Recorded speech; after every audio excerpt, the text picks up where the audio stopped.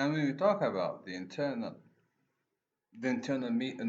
beat or the meter or the internal musicality of this sonnet of William Shakespeare, we are basically or mainly talking about the iambic pentameter, which the iambic pentameter, which is mainly we're talking about the iambic pentameter is formed or constructed or shaped based on each line consists of 5 feet, and the metrical feet or the feet in the iambic pentameter consists of two or three different syllables. Here, when we come to application to apply the iambic pentameter on this sonnet in the first line, let me just first clear this up.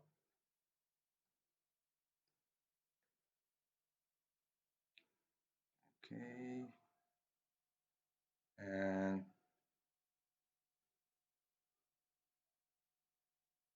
now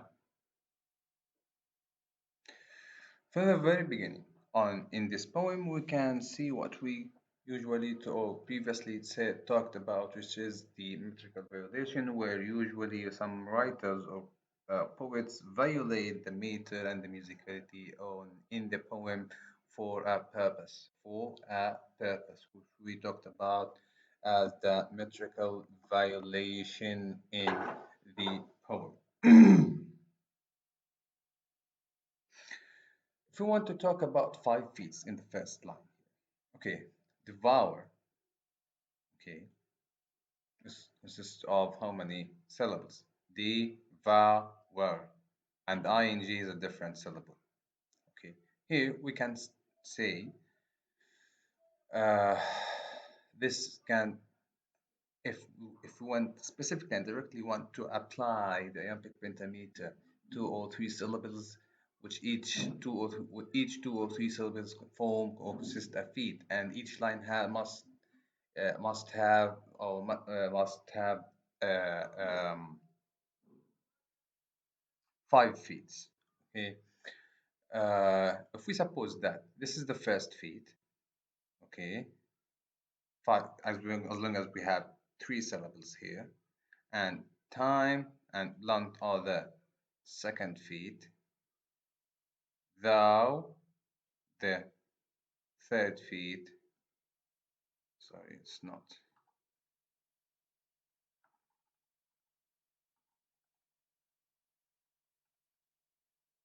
This is the second feet, and this is the third feet, and this is the fourth feet. We have something different here, which is we cannot apply this iambic pentameter in this line. So William Shakespeare starts the metrical violation from the very first line here, and we're going to talk about this point here after that. But when we come here in the second line, we can say that this is the first feet, and we have 2 syllables here. Okay, the earth, second feet, a third feet, devour her, 2 syllables here, own sweet,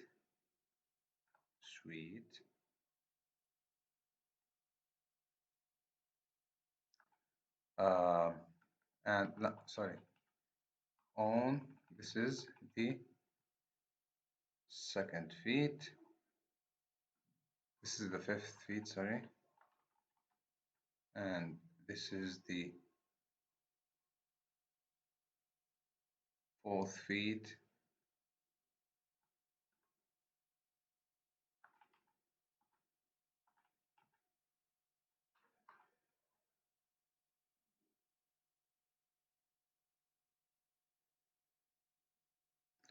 this, sorry,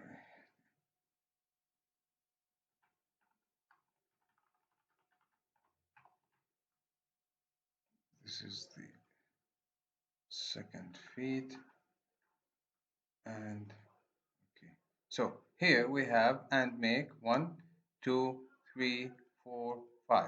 Each two syllables form a feet and make two syllables. The air, two syllables. The vowel, we have two syllables in the vowel. Her own, sweet, broad. Okay, and after that, applying the iambic pentameter in William Shakespeare's sonnet can be applicable and seen in this sonnet. But we must pay attention to an important point here. William Shakespeare makes a violation from the very beginning.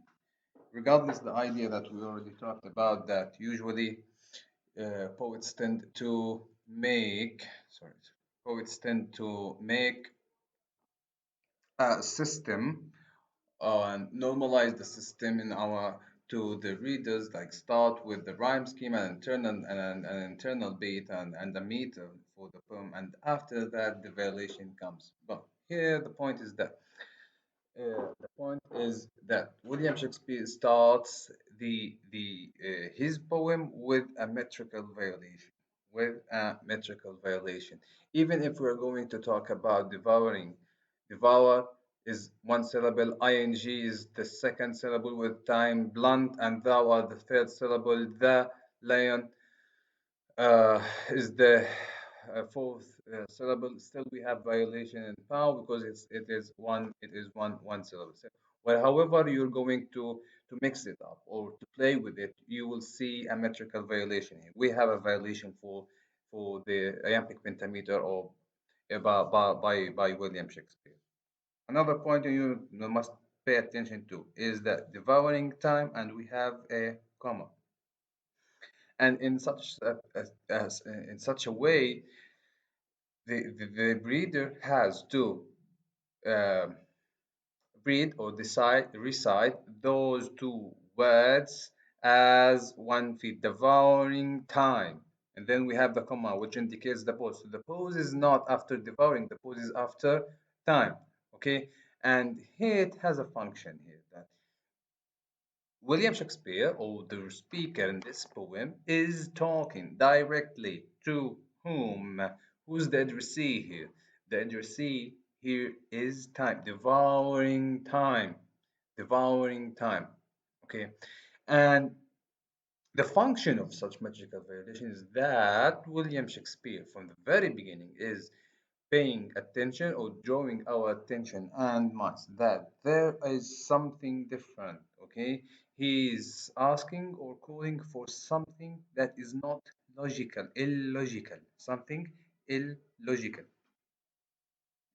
Okay, mainly speaking, from the first line to the seventh line, William Shakespeare talks about time and the power of time and how time can make things weaker, make things fade. Okay, mainly with some special focus on some important points or some things that are symbolized in our mentality or our minds as powerful and strong, as lions. Okay, as lions, and even not only lions, but even earth, which is represented in Mother Nature, the power of the nature. Nobody can stand and face the desert earthquakes, for example, storms, for example.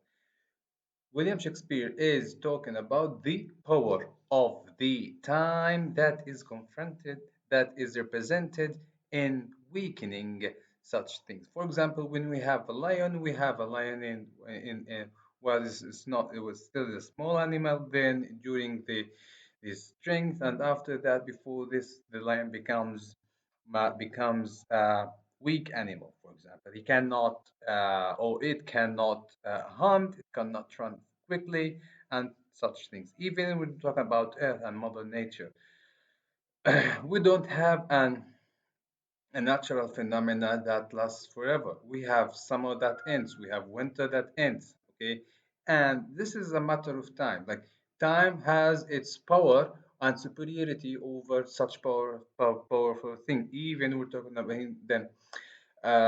So in the same thing, in the same idea, William Shakespeare talks about the power of time over things like lions, okay, earth, which is reflected in Mother Nature, okay, and tigers, okay. Time is powerful and more powerful than such things.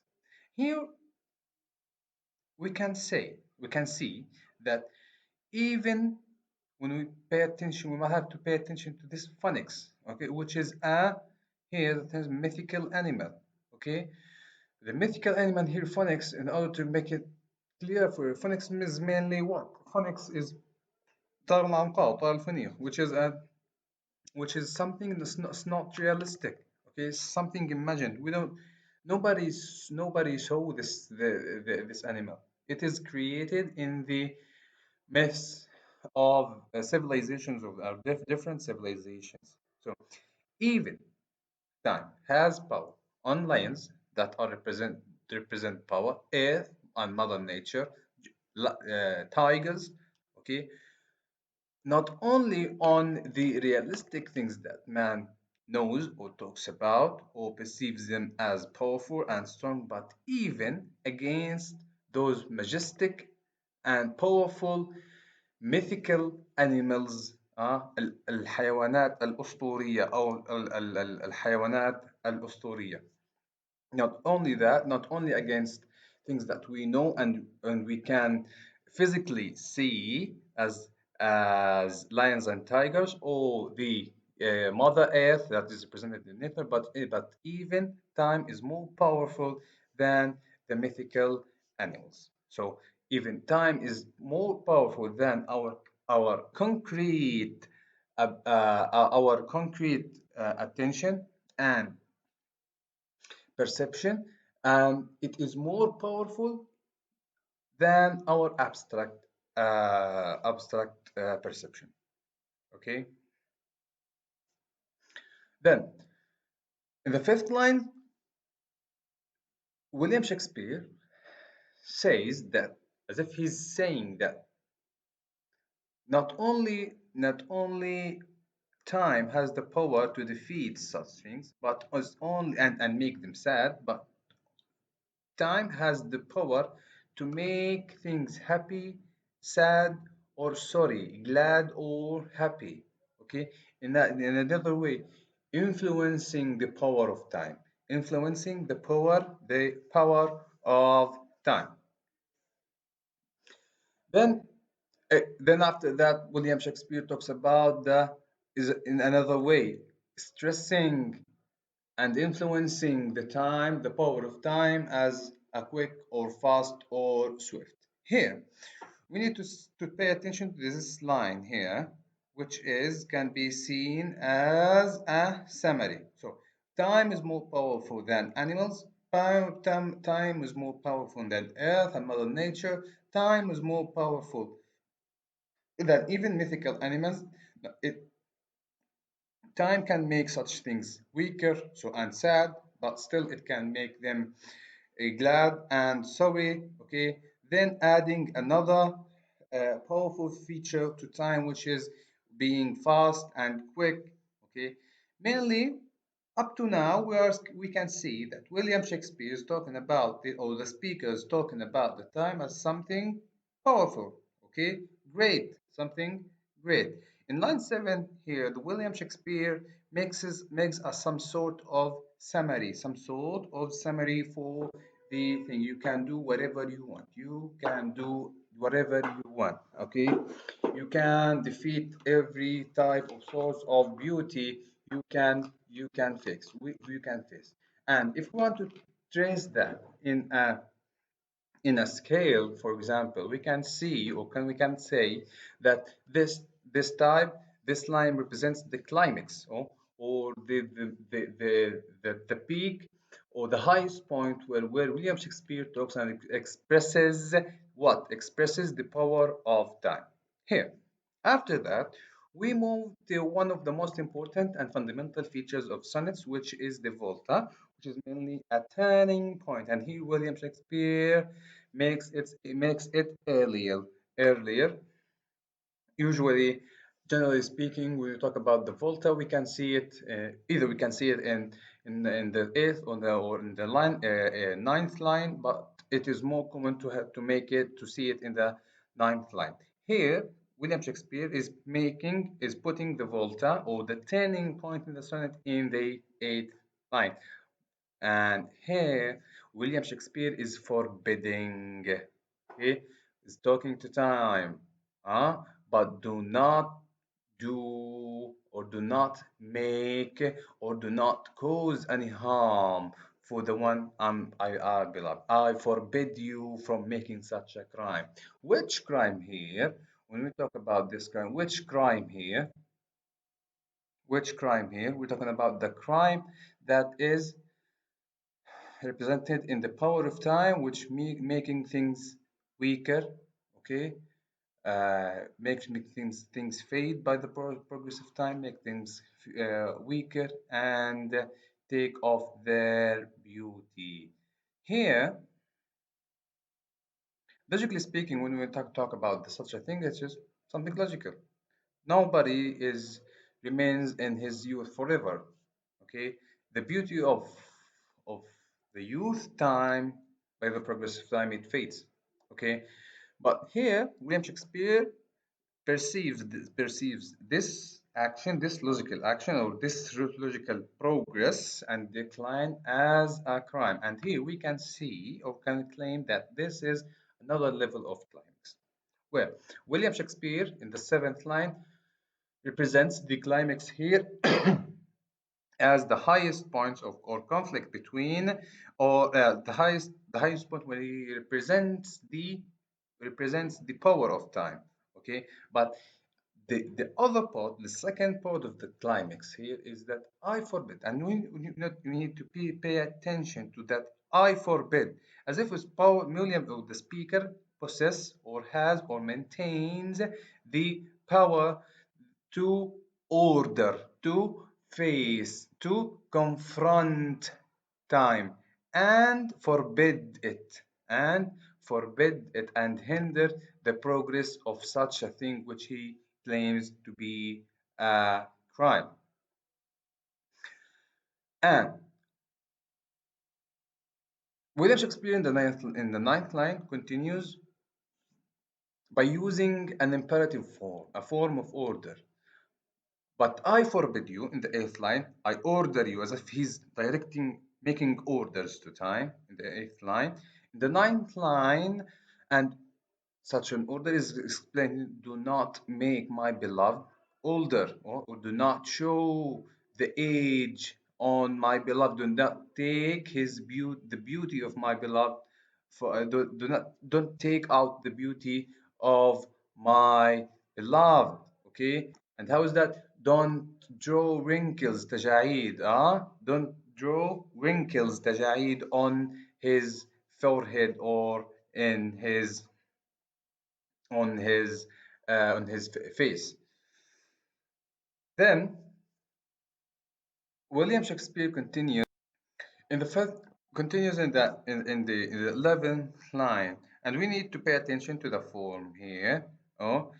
And leave him alone and unfazed by your power. Okay, leave him alone. And here we made to pay attention to the style that William Shakespeare uses. He started with him, which refers to what him? It refers to his beloved, and starting with him in thy course untamed do allow is the focus on his beloved. So starting with him is dedicating additional focus. My beloved is much more important. My beloved is the main source of my focus here. So okay, don't draw wrinkles, don't show the age on his face, and keep in the 11th and in the 11th line, and keep his beauty succeeding from man to man or from generation to generation, and keep his beauty succeeding or moving from one generation to another as an immortal thing. Okay, in the in this in the 11th and the 13th and the 14th line, we have a drop back here where William Shakespeare uses a similar technique. So William Shakespeare is mainly willing or planning to immortalize the beauty of his beloved. Willing to immortalize the beauty of his beloved.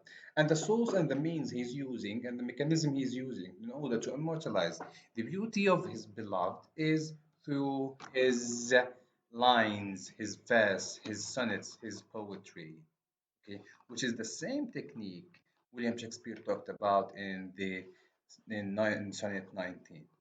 For the figures of speech, we can see that we have a dominating figure of speech here, which is personification, which can be seen in the addressing time as a person, as a human being, okay, devouring time, and you need to pay attention to the capitalization of time here. It's not in a small letter time. It doesn't start with small letter, which is something intentional here, as if time is a person that he's talking about here.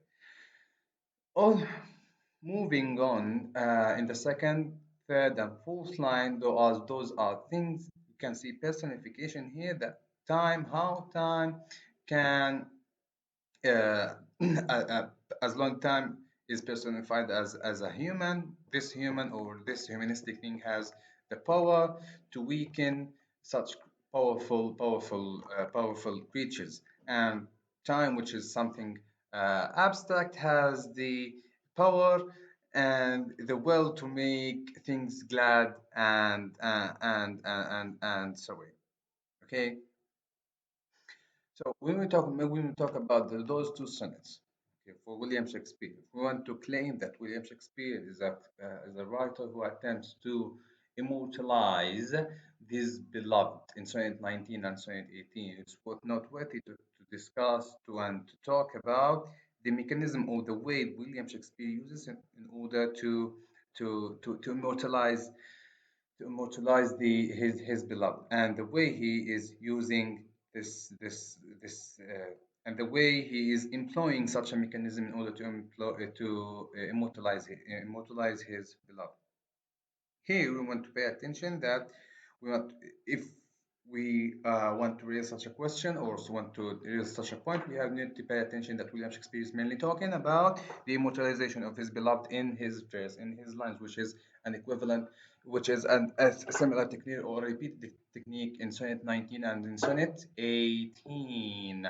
Here, besides, we need to say or to highlight another point that before doing such immortalization, William Shakespeare makes a comparison between two different things. For example, in Sonnet 18, William Shakespeare compares between the the summer's days and his beloved, and he is talking about the demerits or the disadvantages of summer's days, and then highlighting the advantages in comparison of his beloved in comparison with the summer's days.